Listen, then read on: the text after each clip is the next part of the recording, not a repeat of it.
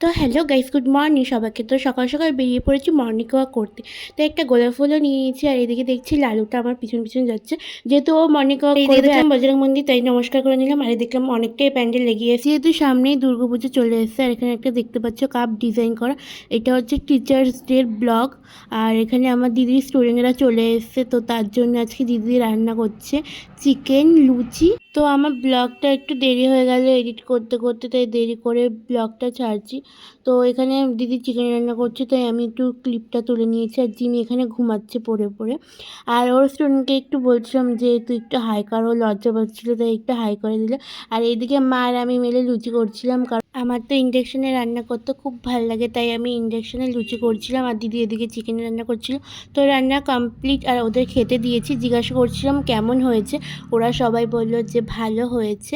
তো ব্লগটা এতটাই রাখলাম, ভালো লাগলে like, comment, share and subscribe.